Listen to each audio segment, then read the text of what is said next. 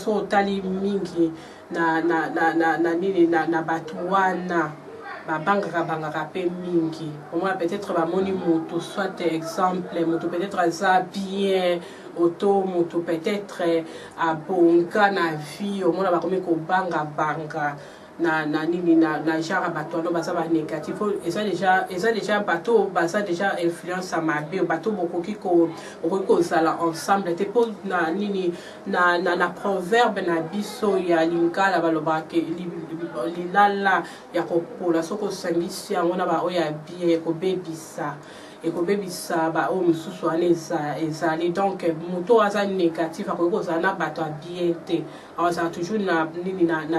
aza toujours tenté à ko bebisa pe bato mususu o baza pembeni na peut-être na ba comportement na ya mabe na ba kokanisela bato mabe auto na ba influence mabe donc tant ou déjà ozo banga moto ozo kanisela moto mabe oyebi déjà moto ana lekio tant déjà ozo banga moto ozo kanisela moto mabe yebara déjà que moto ana alekio dans la Bible je vais donner les versets ezola qui ça cause la négative et ça mabe pour ceux qui vont lire à la maison vous pouvez lire à Actes 10 et 35 Psaume 25 à 12 yo surtout na ba kotanga ba version na ndako pour comprendre nini cause la négative donc pour la batu oyo baza ba bonga neti na ville lo boye j'encourage toujours dans notre ministère tant ata ministère o tant ba séminaire ezalaka ba business tant ba conférence ezalaka tant ba makambo elekaka ba programme ya ba business elekaka j'encourage toujours bato bazala ba yaka po boyoka po mingi so tali batu o ba bonga na vie par exemple ba millionnaire auto ba riche asaka toujours na makambo na bango pe ba mona na vie po mingi ngana yebi na ba séminaire ba business ton na kendaka ba programme ba business ton na kendaka eza ba to mususu oyo ba sapela makambo oyo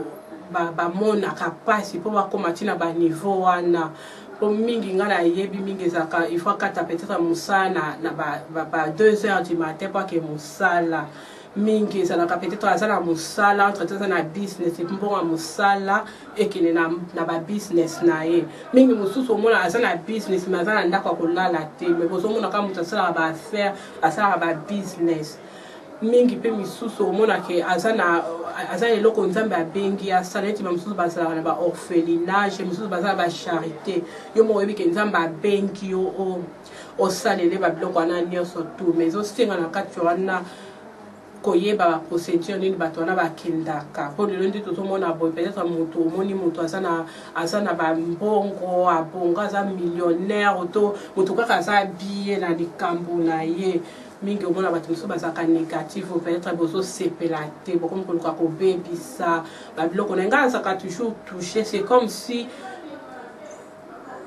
et ça capacité au monde moto a souffrir na vie moto comme peut-être au baby c'est loko nae ko baby ça neti ba business nae ko baby ça ningi nae ça la capacité surtout ko yebi procédure o ba traverser kana vie pour ba koma ba riche wana ça capacité peut-être la kokoloba ok tali na ngonga ite mais attends que il met ba bloc na nyonso tout ça capacité so totali na Bible j'ai pas écrit les versets dans la Bible Abraham a tuna tuni question alors que est-ce que ça la capacité ndenge batamala sangana batama pe so no bina na répéter une question Abraham atuna ki la question c'est ka yoka ki passe pona c'est tobi oyebi ndengo zo tambola na vie ndoto lobi to bimana to lo bana na Bible te kana vie en général obi ko zo tambola sembo zo luka vie na on a droiture après peut-être oya ko kutana ba problème Abraham atuna une question est-ce que mutamala mon père ko ki nzamba ko permettre pe mutamala mo a souffrir donc la question moko oyonga na soa ki yango na lobby c'est que ça qui Abraham est passé na ndenge nzamba a benga ki a salela ya ko kutana ba problème donc ça les mêmes questions biso pe to retourna lelo a boye to retourna lelo boye soki ozana soki ozana ba biloko na yo boyebi komona ki passe oluka ki na passe lelo moto peut-être aye ko prouver le contraire que abebisa biloko na yo abotola biloko na yo to akomi kokanisela o mabe asala o mabe question abraham atunaki esalaki epasi eza les mêmes questions biso mpe tokotuna lelo mpo tozomona o na réalité ya vie tozovivre boye omona biso kuta toza no na riche kaka toza kaka bien eza bato mosusu akolukaka eloko no epeba kaka juste comme ça sans raison le fait kaka amoni ke oza na ovi na o bien soit oza na ndako na yo nde tomonaka bamosusu oke na ndako mosusu moto abongisa ndako na ye atie bameuble ya bien aza na voiture na ye aza mpe na bana na ye mingi bato mosusu omona ta mosusu asepeli te azoluka soit ebeba biloko wana nyonso te ebeba donc question wana nyonso tu il faut kotunaka il faut kotunaka est-ce que ça neti abraham atunaki na bible est-ce que vraiment bato malamba kokosanga na bato mabe dans une autre terme de tozomona boye oza na entreprise na oza patron tant oza déjà patron soit dans une autre terme en Angleterre bamanager nde tobenga bamanager osattendre peut-être tant aux choses à manager on s'attendre ba client ba koya ko se plaindre ba client mususu kutu aux a mal chose ba client mususu koya ko finga ba client mususu ba koya ba ko ça n'importe quoi pour moto surtout dans monde à business et bi client a déjà na raison client ça kana raison ko finga client na tant que za manager tant que za boss ko finga client na ote ata ina rapport à ndenge nini il faut ça na mesure ya ko résoudre problème ni surtout client akoya nango jamais ko batono client no lokola finga ki esele motema passe c'est que ça patron te au patron déjà ça la motema ko supporter soit un manager déjà motema ko supporter problème ni surtout oyo et ko memela ina entreprise na ye il faut y résoudre client ta client ko finga et ça patron mususu les faits des choses au travail na ba client zo ba ndeni ya ko calmer ba client non ndeni na ko résoudre ba client non mingi tout le monde a soit client ko se plaindre au baki c'est lié peut-être nini au baki c'est lié peut-être au réduire peut-être prix pour qu'il ça motema auto proposer loko moko boy pour qu'il ça motema tant de choses à patron client toujours a na raison mingi ba client mususu soki a lingi kaka peut-être kaka aya kaka sota finga au patron il faut yeba déjà il faut s'attendre déjà dans une entreprise client ko ya ko finga yo et ça bien et ça passe le lomo na peut-être manager auto patron a comme ko le lelo ba finga kinga auto na sepela ki makamba lo ba quitter c'est que ça patron té c'est que ça patron té donc c'est ça ba client bazaka toujours na raison so ça déjà na compagnie ça déjà na entreprise ba client bazaka toujours ba raison il faut ça na mesure pour résoudre problème ni surtout au client akoye la yo na niveau ni surtout mingi ça ceux qui patron au koki ko résoudre côté au tinda on a head office ba o baza likolo na yo ba résoudre encore donc yango na encourage mingi na nini na ministère on a charité oyo baton ba conférence ça maka séminaire et ça maka il faut que ça la kawana ko yoka kapo moto ayebi ba secret que bato mususu pe ba souffre quand même moto lelo bo abonga na vie soko yebi je moto na souffre ça passe onyo kolae soit to bebi sabilo konae ya autant ba séminaire et ça la ka ba conférence et ça la ka c'est bien bato encourager toujours bato bo kende oyoka ata mbongo et ça la ko po eloko nyo surtout na vie kaka facilement même ba conférence c'est il faut photo kota au quotidien il y a une conférence par jour ba kota ba futa ba 5000 livres journée mo be mabala tongo tina pour ayo kaka makamnini et ça la conférence wana dans la vie ce qui vraiment ça na souci que peut-être que les ceux qui muta bongi na vie que les secret kaka ba conférence wana et ça déjà bien pour na bateau oyo oh bah peut-être bazo baby ça va business à bateau to bazo lela muta bonki bozo lela bona boy faut okende ko yoka po biso na ba chrétien to benga ngo témoignage ndamba sani na vie nao po mingi ba ba kenda ba église ba ka ba témoignage mususu peut-être azaki na problème a boy nzamba pamboli de même pe bato ba bonga ba millionnaire ba riche on attend ba sala ba kenda ba luka ba business ba investir ba mbongo na bango misusu tunga na yebi ba teka peut-être ba bien na bango pa ba na business ne misusu mona teka ndaku pa ba na ba business so akenda na banque azo ba mbongo pa ba na ba business mona moto lelo abongi bonje to mona lelo boy moto ozana oyebi tozana facilité ya koboma ya kobema eloko azo sala to ya kobebisa eloko azo sala donc c'est ça être négatif faut par conséquent c'est sali la conséquence c'est sali cause na bato abongo eza oza ko se détruire na commentaire na ngato nazo préparer ni programme on a bi donc risque ezali na moto azotika basala mabe na moto pe azobebisa eloko ya moto risque ezali po soki moto ana comprendre étape pe oyo leka te na vie ya koluka kaka abebisa biloko na risque ezali mais Abraham eleti na bible elobi ke Abraham ayokaki mawa po sino mitie na pesa Abraham biso nyonso toyebi na bible ndenge Abraham abenga ndenge Jésus nzambe abengaka Abraham abima na ndako ya parent na ye akende koluka nde babimaki na Sara donc d'une part esalaki ye pasi boye na baeffort nyonso to asalaki risque wana lelo boye problème ya kozwa ye to motu moko boye ya abebisa makambo na ye to abebisa vie na ye fo esala ye pasi surtout soki oyebi deja otambolaki yo moko na sembo oluki na sembo motu moko aya ya kobebisa boye na boye donc ça eloko moko boye bato il faut qu'on considère na vie po tozovivre na bato bananga déjà na ministère tozovivre na bato moto azana ayebi yo to oluka saloka mabe mais soki acomprendre vie na yo to acomprendre secret ke moto alukaka moto nyonso to alukaka eloko moko te eyaka nango fasi nga nayebi bato mosusu il faut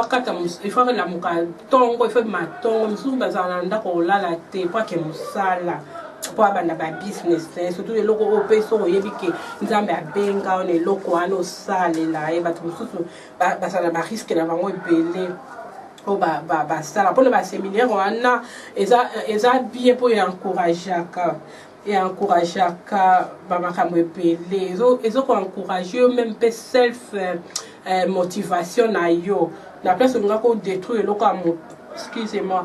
la place olinga kodétruire eloko ya moto ntango deja oyebi ke ezala yango boye moko il faut luka il faut sala étape ya boye na vie il faut okende baséminaire wana il faut luka il faut sala boye ezala pasi ya kobebisa eloko ya bato to omoni moto bolinga obebisa na yo il faut koyeba conséquence wana ntango oza ose détruire yo moko eza mpe bien te na société eza koti na bato mosusu déjà soki déjà yebe amonaki eloko na ye pasi ntango oye kosala ye mabe bato mosusu baréagir ocomprendre ke asepeli te na liloko osali wana wana encourageaki na note na biso déjà que ntango oyebi ozoluka oluki vi na yo na ndenge na yo c'est pas qu'on se laisser faire moto kaka boyo ayebi otamoni kaka obonga na vie boye omitiki na yo asala o mabe omitiki na yo abanda kokanisela o mabe omitiki na yo soit abebisa nini na yo na nini donc d'une autre terme mpona kobakisa nobaki nzambe ye moko akiti à apparaître devant l'homme et devant la réalité tant déjà yo moko déjà okomona bato bakomi kobebisa biloko na yo soki bakomi koenvie yo boye na boye yo moko déjà nzambe eza d'une manière nzambe aolobela o déjà apparaître ala jusqu'aux réalités différence na yo akomi kolakisa na différence ya bato bazoluka babebisa biloko na yo so te badétruire vie na yo wana nzambe ye moko déjà apparaître mpo yo osala osala choix opona siko lisusu eloko nini ya kosala opona chemin nini lisusu ya kosala mpo nga nayebi dans la Bible Dieu est juste jamais neti Abraham eswaki ye avant mais soit que maintenant matika qui est bon côté ndengazolo bake siko to nzamba apparaître la qui so sala choix beaucoup ponanzela na pour comme pour tika na bato na ba ko détruire lisusu oza nango bien tant déjà yebiki déjà au loki na passe net nkabo lelo eza bien pour na na peut-être na baki to za na tendance au bonki au comme na ba faire na yo biki na na eda na nga bato nyonso mais peut-être au détruire pour batouana bako sana bango le côté pour et le so moni li passe to ozaka ko BBC ozaka ko boaki ozaka mais le ko yo moni li passe au moins la différence c'est ça la kaka comme ils tous en attendant celui que non malgré na zwa na ngana bonga na bossa qui dure mais tous aura toujours la tendance à etaka battre comme peut ko ça la bien té pour mutu nyo surtout a koki ko sala eloko oyo aye moko neti kaka de même mutu nyonso to a traverser ba étape nyonso to a vie ayekoli ake ba séminaire aluki bambongwa koma mutu ambongwa koma millionnaire mutu nyonso to azana habilité akokende mpe nzela wana po a réussir omona mingi na koenvie na nini yango mpo yo mpe okendeki ye ba étape wana nyonso de même pays tu montes on a niveau détruire vie na y pas qu'il n'est qu'étape wana biso yo pour qu'étape wana on tika ko envier to tika o que les monter ma capacité donc c'est ça bien négatif ils ont déjà moment ils ont déjà ma paix ils ont déjà ma bengana ngana na lingara tellement ko apprendre mingi ba séminaire ba business na ni ça bato balinga ko apprendre pour mingi so que na ba séminaire ba business ça bato penza ba yaka ba apprendre so esengi mingi mbongo pe pona kokota neti ba classe ya ba business wana misusu bazana bango ba bimisa ba mbongo so azana besoin ya ko réussir azana besoin ya ko progresser na vie. Donc c'est ça dans notre programme sur being négatif et donc on a encouragé batu bakoko signer na nini bakoko signer na nini na ministère oyo pour na kokene na ba étape. Bien sûr on parle sur la Bible, on parle aussi sur le business. Il y a bambongo femme dans le monde d'affaires, l'homme dans le monde d'affaires. Et ça opportunité bien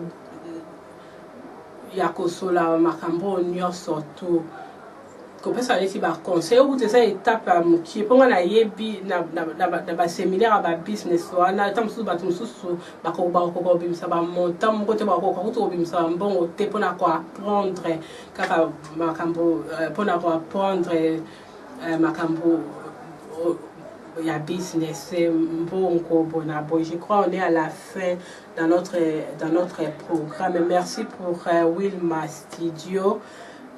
Women to Women International Ministry, c'est Nathalie. Au revoir. National Ministry, on est toujours dans notre programme et c'est la négativité ou being négative en anglais. Donc on a qui ça, on a peut-être là qui la première partie n'était Abraham a tout une question alors est-ce que batama lamo bakoki ko sangana batama be to est-ce que batu ya est-ce que bateau ya malamu bakoki komona pasi na sujet na biso sur la négativité ba honnête pour na conseil ba honnête bazaleti na ba mabala oyebi koza bien mais moto oza na peut-être partenaire na comme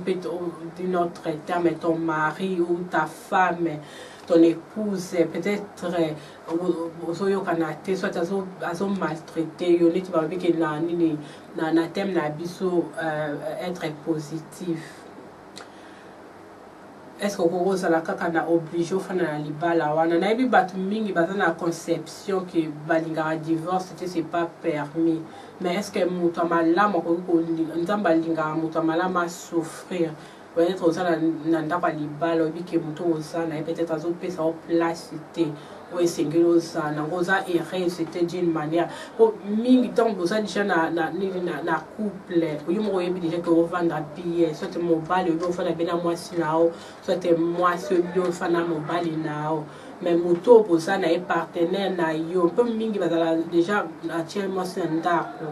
auto na ça la mobile na ndako mais pour vivre vraiment oh c'est que les mariages nous demandent tout bonheur wana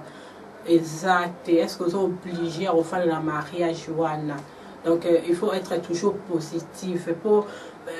mutamala mu black à part na ebité à propos de nyoka makate ni ça ba matuna question pour amona qui étape ni nzamba benge la kai même le mariage tu pas toujours le mariage étape ni les na mariage pour le mariage c'est la place vie ezali parce que vie ezali il faut ça place moro ça la erreur attends tout ça la bon côté pour peut-être mi ba quand c'est dans le ba que ce mon bala za na bon côté tikai place mariage ezali ça et le place moto à vivre à bonheur attend bon exact pour Abraham à tout qui questionne la Bible c'est mutamana makoko souffrir na libala pour souffrir pour esa place aux ça la vie na yo attend bon exact mais oui que ça bien pour mingi ça kaka au supporter car au cosa libala mais est-ce qu'il faut souffrir na kata libala donc c'est ça juste cas pour un conseil bah tu vas réfléchir sur ça pour mingi ça peut être un moment divorcé ça c'est des choses à marier mais est-ce que ça conseille pour souffrir na kata libala donc c'est ça pour comme conseil pour mettre au International Ministry.